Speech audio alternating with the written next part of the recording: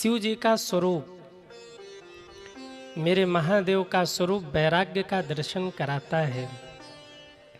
आप देखिए, शंकर जी ने भस्म धारण किया, भस्म चिता भस्म बाबा लगाते हैं। क्यों? मेरे महादेव बताना चाहते हैं कि इस शरीर को कितना भी सजा लो, संवार लो, इस शरीर का कितना भी श्रृंगार कर लो, कितना भी मेकअप कर लो, कितना भी इस शरीर को आप सजा करके रखो, पर एक दिन ऐसा आएगा एक दिन ऐसा आएगा कि ये शरीर भी चिता भस्म बन जाएगा। सज्जनों, इसके सिवाय इसकी कोई गति नहीं है। जिस दिन ये शरीर जलाया जाएगा ना, केवल चिता भस्म ही बचेगा, बाकी और कुछ बचने वाला नहीं है।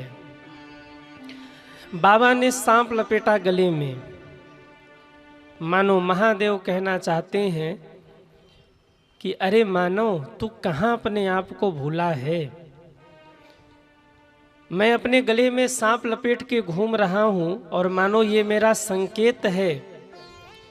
ये सांप काल का प्रतीक है और ये सांप यानी काल प्रत्येक व्यक्ति के बगल में ही है, पर हर व्यक्ति इसको देख नहीं रहा है। जीवन का कोई भरोसा नहीं है, कब ये काल रूपी सांप, काल रूपी ब्याल जीव को निगल ले, ये नहीं कहा जा सकता। पर हम आप इस काल रूपी ब्याल को देख नहीं पा रहे हैं।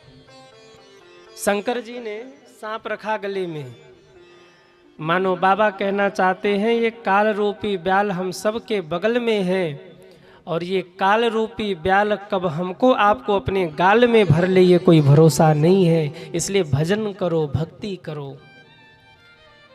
शंकर जी त्रिशूल लेकर के विवाह में गए। ये त्रिशूल क्या है? 3 शूल ही त्रिशूल है। 3 शूल क्या है? काम, क्रोध और लोभ। बाबा ने त्रिशूल को हाथ में पकड़ा, यानी अपने बस में किया। महादेव कहना चाहते हैं जब जगत का जीव विवाह करने जाता है तो 3 शूलों के बस में होकर के जाता है, पर जब शिव विवाह करने जाते हैं तो इन 3 शूलों को अपने बस में करते हैं, फिर बाबा विवाह करने जाते हैं। बाबा ने 3 शूलों को बस में किया और फिर विवाह करने गए। नंदी पर बैठ कर गए। बाबा भी चाहते तो लग्जरी गाड़ी में बैठ के जाते, पर नंदी पे बैठ के क्यों गए? मानो शंकर जी ने कहा कि मैं नंदी पर बैठ रहा हूं और नंदी धर्म का प्रतीक है। जब विवाह करने जाइए तो धर्म का ध्यान रखते हुए जाइए, धर्माचरण करिए, धर्म को मत भुलाइए। धर्म पर विराजमान होकर के विवाह के बंधन में बंधिए, जीवन सुखमय रहेगा। बाबा ने जो श्रृंगार किया वो श्रृंगार यही दर्शाता है कि जगत मिथ्या है और भगवान ही सत्य है, भगवान का नाम ही सत्य है। सज्जनों, और जैसी बारात पहुंची, आहा, जैसी बारात पहुंची ऐसी बारात किसी ने देखी नहीं थी। हिमालय नगर में हल्ला हुआ, आप सब ने कल दर्शन किया, कितना आनंद हुआ। आनंद हुआ कि नहीं? आप लोगों को तो आनंद हुआ, पर कोई हिमालय नगर वालों से पूछे क्या हाल हुआ? कोई बेहोश हो रहा, कोई कोमा में जा रहा, कोई मूर्छित होके गिर रहा है। बड़ा ऊधम हुआ, बड़ा उत्सव भी हुआ और बड़ा आनंद भी हुआ। भूत प्रेत जिधर देख लेना, मोहल्ला का मोहल्ला घर छोड़ के भाग जाता है।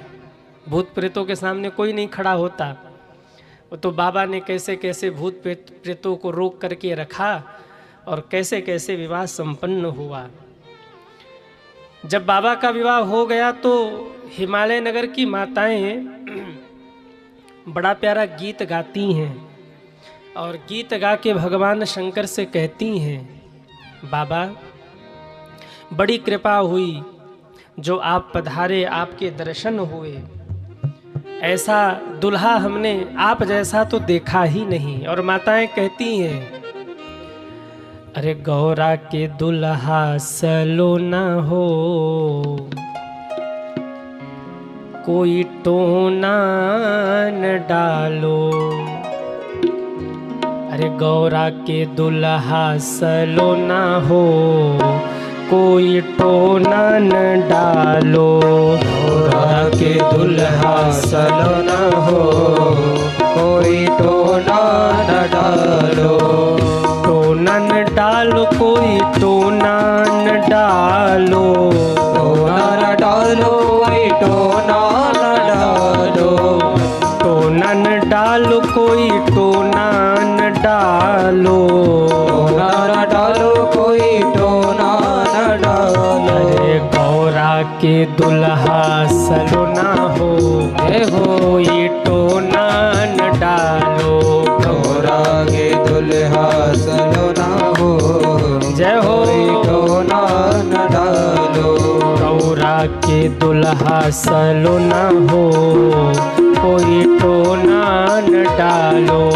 गौरा के दुल्हा सलोना है, कोई टोना न डालो। जय हो।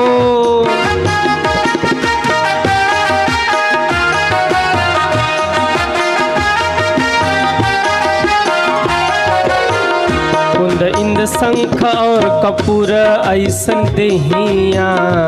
इन शंख और कपूर इस देहिया। शंकर जी कैसे हैं? कर्पूर गौरम करुणावतारम, कर्पूर के समान गौर रंग के हैं। हिमालय नगर की माताएं कहती हैं, कुंद इंद शंख और कपूर ऐसे देहिया।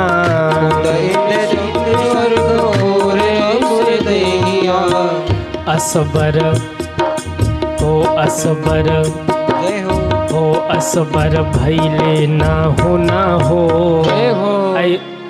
असबर भैले ना हो ना हो, कोई टोना न डालो। असबर भैले ना हो ना हो, कोई टोना न डालो। तो न भविष्यति असबर भैले ना हो ना हो, कोई टोना न डालो। असबर भैले ना हो ना हो, कोई टोना न डालो। जय हो।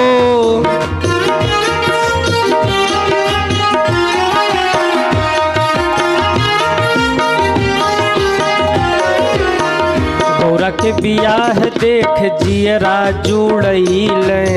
गौरा के बियाह देख जियरा जुड़ैले। जियरा जुड़ैले, जियरा जुड़ैले। जियरा जुड़ैले, जियरा जुड़ैले। गौरा को बियाह देख जियरा जुड़ैले। गौरा के बियाह देख जियरा जुड़ैले। जियरा जुड़ैले का मतलब समझ रहे हैं ना आप लोग? भोजपुरी भाषा है। शांति मिली है आत्मा को, हृदय को बड़ी शांति मिली है विवाह देख करके। लेकिन एक शर्त है, माताएं कह रही हैं, हृदय को शांति तो मिली है पर जल्दी से बारात विदा करो, नहीं तो जितनी शांति मिली उतनी अशांति भी मिलेगी अगर भूत प्रेत रुक गए तो। ओ गौरा के बियाह देख जियरा जुड़ैले। गौरा के बियाह देख जियरा जुड़ैले।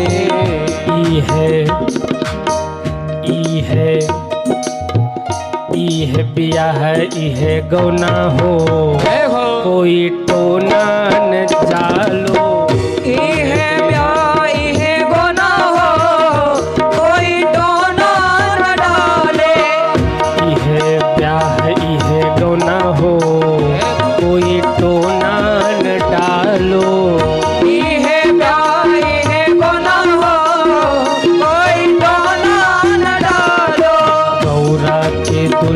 सलोना हो, कोई टोना न डालो।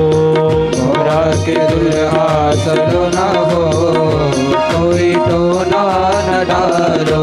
गौरा के दुल्हा सलोना हो, कोई टोना न डालो।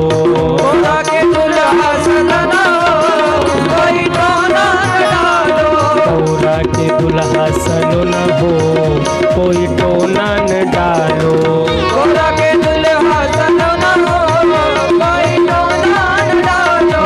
कोई टोना न डालो। कोई टोना न डालो। कोई टोना न डालो। कोई टोना न डालो। गौरा के बियाह देख जियरा जुड़ैले। गौरा के बियाह देख, पर एक मैया बोली ई है ब्याह ई है गौना हो, कोई टोना न डालो। ई है ब्याह ई है कोई टोना न। हमारे उधर आप लोग जो लोग यूपी से होंगे, उत्तर प्रदेश से या बनारस साइड के होंगे, बनारस के आसपास के कितने लोग हैं या बनारस के कितने लोग हैं वो हाथ उठाएं। वाह। उधर हमारी तरफ परंपरा है कि विवाह के बाद एक दिन रुक करके तब बेटी की विदाई होती है, जिसे गौना कहते हैं। तो माताएं कहती हैं कि एक दिन रुकना नहीं है, ये है ब्याह ये है गौना हो, इसी लगे बेटी को विदा करो। क्यों? एक दिन रुक गए तो कल फिर बाबा जाएं, आज कल जाएंगे और फिर परसों रुक करके फिर आएंगे, और जब बाबा आएंगे तो उनके साथ पूरी जमात आएगी भूत प्रेतों की। तो जैसा हुरदंग अभी हुआ ना, वैसा हुरदंग फिर होगा, फिर सब कोमा में जाएंगे भूत प्रेतों को देख देख के। तो ई है ब्याह ई है गौना हो, बेटी तो आती जाती रहेगी, पर ई है ब्याह ई है गौना हो। दामाद जी को विदा कर दो, कोई टोना न डालो। बोल शंकर भगवान की जय हो। राम जी अपने ससुराल में 6 महीने तक रुके रहे, पर शंकर जी को रोकने की किसी की हिम्मत ही नहीं हुई। राम जी अपने विवाह में जब गए जनकपुर, तो कहते हैं कि 6 महीने तक बारात रुकी रही, पर शंकर जी के बारात को देखकर हिमालय नगर के वासी कहते, अरे राम राम, जल्दी भगाओ बारातियों को।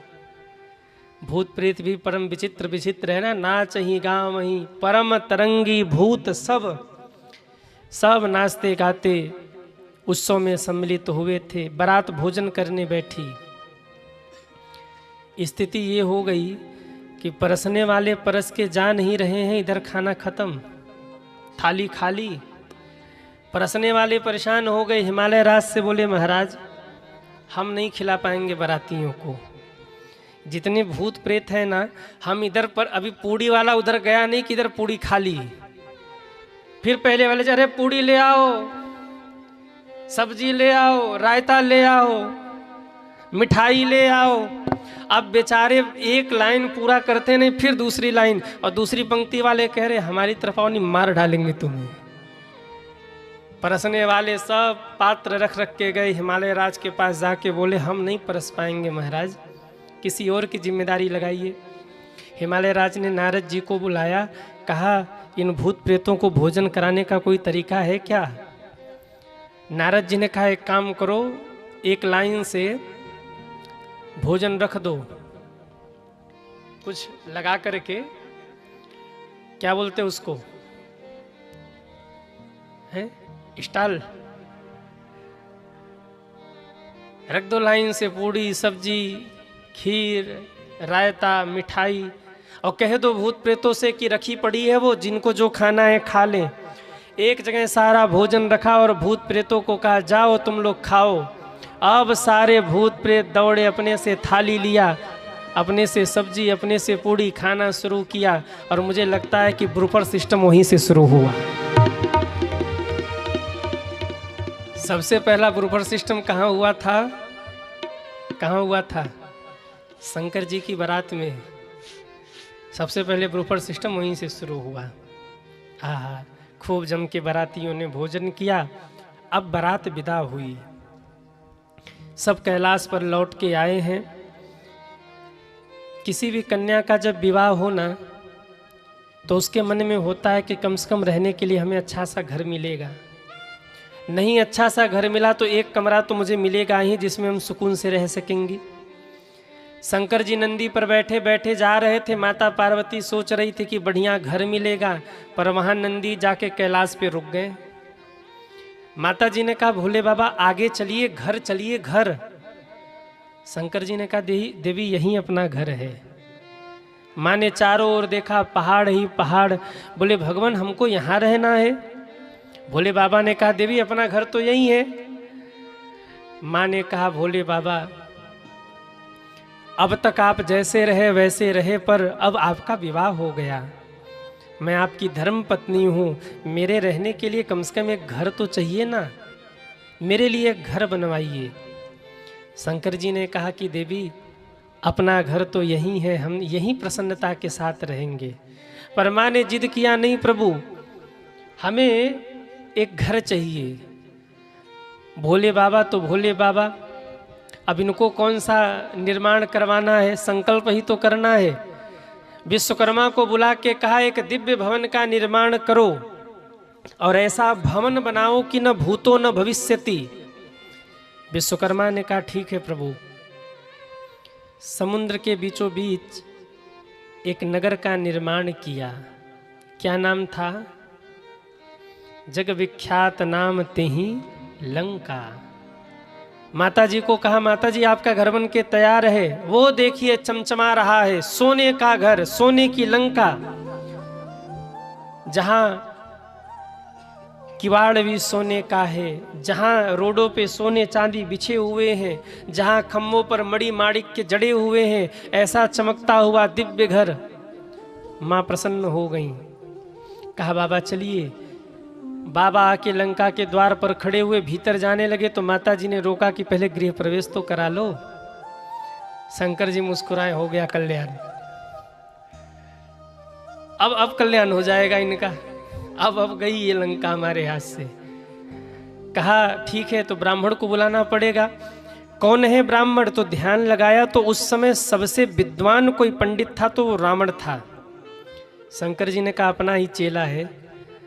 बुलाया, चेला जरा पुरोहिती करा दो, हमारे घर का गृह प्रवेश। रावण प्रसन्न हो गया, वाह, अब महादेव कहे कि पुरोहिती करा दो, हमारा गृह प्रवेश करा दो, तो कौन प्रसन्न नहीं होगा। रावण बैठा, वो मंत्र पे मंत्र पढ़ना शुरू किया। शंकर जी तो झूमने लगे, वाह चेला वाह, क्या गजब का तू विद्वान है। अच्छा शिष्य आगे बढ़े, शिष्य प्रमोशन करे तो गुरु खुश होते हैं। भगवान शंकर प्रसन्न हो गए, पूजन संपन्न हुआ। भगवान शंकर ने कहा देवी अब प्रवेश करें घर में, अब चले। माँ ने कहा प्रभु ऐसे कैसे, पहले ब्राह्मण देवता को दक्षिणा दो। शंकर जी मुस्कुराए, अच्छा दक्षिणा भी दे रहा हूं। कहिए ब्राह्मण देवता क्या दक्षिणा चाहिए? रावण ने कहा हम और आपसे दक्षिणा, हमको कुछ नहीं चाहिए। भगवान शंकर ने कहा रे भाई बिना दक्षिणा के पूजन सफल नहीं होता, मांगो ना क्या चाहिए। रावण ने कहा पहले संकल्प करिए प्रभु। भगवान शंकर ने संकल्प लिया कि जो ब्राह्मण मांगेंगे मैं उन्हें दक्षिणा समर्पित करूंगा। और कहा हे ब्राह्मण देवता मांगी आपको क्या दक्षिणा चाहिए? रावण ने कहा महाराज ये आपका घर बड़ा सुंदर लग रहा है, यही दे दो मुझे। भगवान शंकर ने पार्वती की ओर देखा, बोले देवी हो गया, दे दिया दान, अब चले। माता पार्वती ने कहा रावण तुमने हमारा घर छीना है, एक दिन इसी घर को हम जलाकर राख कर देंगे, ये मेरा भी वचन है। कब राख किया? कब राख किया? जब शंकर जी बंदर बने। बंदर हनुमान राम की शरण में, राम की सेवा में जब त्रेता में अवतरित हुए, महादेव हनुमंत बन करके, तब हनुमान जी की पूंछ में आके बैठ गई पार्वती माँ। और जब रावण ने कहा कवि के ममता पूछ पर सबई काऊ समुझाए, तो जगदम्बा माँ प्रसन्न हो गई, तू पूछ जला मैं तेरी लंका जलाऊंगी। पूछ में सक्रिय हो गई जगत जननी जगदम्बा माँ। और जब पूछ में आग लगाई गई उलटी पलटी लंका सब जारी, उलटी पलटी लंका सब जारी, कूद परा पुनि सिंधु मझारी, कूद परा पुनि सिंधु मझारी। हनुमान जी तो केवल दौड़ रहे थे, लंका कौन जला रहा था? कौन जला रहा था? आदि शक्ति। और आज एक शक्ति नहीं मिली, आज एक तो पार्वती माँ और दूसरे जानकी माँ। जानकी माँ भी सक्रिय हो गई, पार्वती माँ भी सक्रिय हो गई, और इन दिव्य शक्तियों ने मिलकर के लंका को फूंक डाला। उलटी पलटी लंका सब जारी, पूरी लंका जल के राख हो गई। शंकर जी लौट के कैलाश पे आए, पार्वती जी से कहा कि देवी हमने तो पहले ही कहा था कि हमारा अपना कैलाश ही बढ़िया है, अब बताओ फिर दूसरा घर बनवाएं? माता पार्वती ने कहा प्रभु हम संतोष कर लेंगे, अब ना चाहिए घर, हमारी इच्छा पूरी हो गई। एक घर वो भी चेला मांग ले गया, इसलिए हमारी कुटिया तो आप बस यहीं बना दो। आहा, शंकर जी ने भूत प्रेतों को आदेश किया एक कुटिया का निर्माण करो पार्वती के लिए। भूत प्रेतों ने लग करके एक दिव्य कुटिया का निर्माण किया। ज्यादा भूत प्रेत न बुलाओ, डर लग रहा है। भूत प्रेतों ने मिलकर एक दिव्य कुटिया का निर्माण किया है। और एक बड़ा प्यारा भाव हम कई बार गाते रहते हैं, हमारे बनारस की माताएं ये गीत गाती हैं। शंकर जी ने आज कुटिया का निर्माण किया, अरे पर्वत पर कुटिया बनाई रे, भोले बाबा तुमने। किसने कुटिया बनाई? अरे बोलो ना। पर्वत पर कुटिया बनाई रे, भोले बाबा तुमने।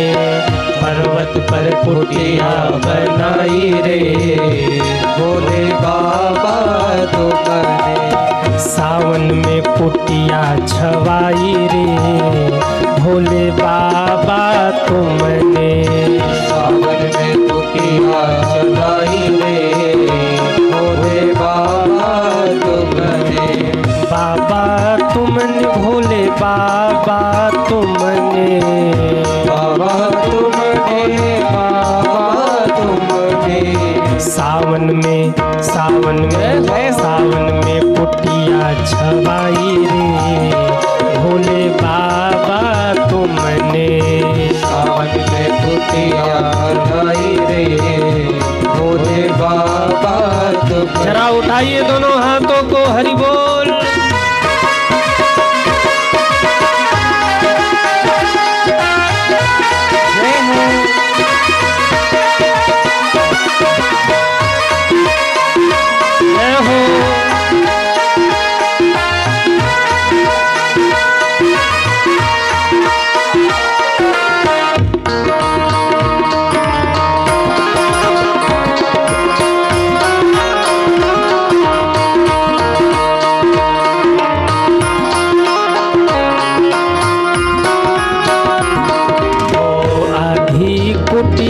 पर बेला चमेली, आधी कुटिया पर बेला चमेली। आधी कुटिया पर बेला चमेली। आधी कुटिया पर बेला चमेली। आधी में भंगिया बुआई रे, भोले बाबा तुमने। आधी में भंगिया बुआई रे, जय हो बाबा तुमने। पर्वत पर कुटिया बनाई रे, भोले बाबा तुमने। पर्वत पर कुटिया बनाई रे, भोले बाबा तुमने। हरि बोल।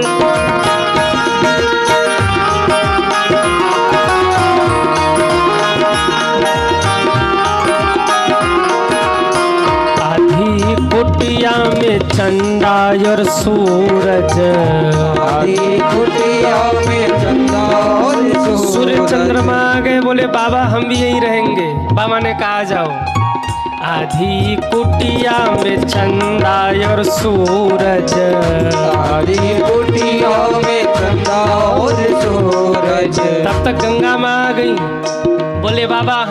बोले आधे में तुम भी आ जाओ। आधे में हो। आधे पर गंगा बहाई रे, भोले बाबा तुमने। आदि में गंगा बहाई रे, भोले बाबा तुमने। पर्वत पर कुटिया बनाई रे, भोले बाबा तुमने। पर्वत पर कुटिया बनाई रे, भोले बाबा तुमने। आधी कुटिया पर भिक्षु ततैया, आदि कुटिया पर भिक्षु ततैया। आधी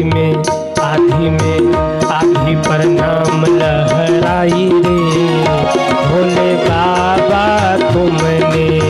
आदि पर नाम लहराई रे, भोले बाबा तुमने। पर्वत पर कुटिया बनाई रे, भोले बाबा तुमने। पर्वत पर कुटिया बनाई रे, भोले बाबा तुमने। कितने लोगों को महादेव की कुटिया का दर्शन करना है? जरा उठाइए दोनों हाथों को, हरि बोल।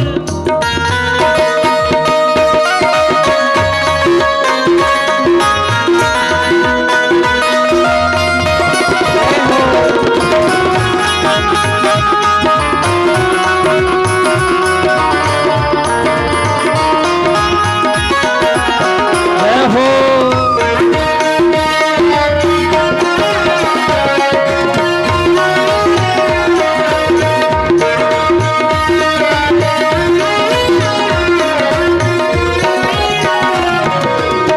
आधी कुटिया में नंदी बसाई, आदि कुटिया में नंदी बसाई। नंदी आगे बाबा हम कहाँ जाएं? आजा आजा तू भी आजा, बैठ बैठ। माता पार्वती रुष्ट हो गई। हाँ बिठा लो सबको, और जो मिले ना सब सब भूत प्रेत डाकनी पिशाचनी सबको बुलाइए, बिठाओ। हम जा रहे बाहर बैठ रहे। शंकर जी ने कहा रे देवी नाराज मत हो, आ जाओ आप आ जाओ। आधी में गौरा बिठाई रे, भोले बाबा तुमने। आदि में गौरा बैठाई रे, भोले बाबा तुमने। पर्वत पर कुटिया बनाई रे, भोले बाबा तुमने। पर्वत पर कुटिया बनाई रे, भोले बाबा तुमने। और ऋषि मुनि आ गए, बोले बाबा हम रहेंगे। शंकर जी ने कहा आ जाओ इधर बैठो। आधी कुटिया में ऋषि मुनि गढ़ है, आदि कुटिया में ऋषि मुनि गढ़ है। आधी कुटिया में ऋषि मुनि गढ़ है। आदि कुटिया में ऋषि मुनि गढ़ है। आधी में अर्जी लगाई रे, भोले बाबा तुमने।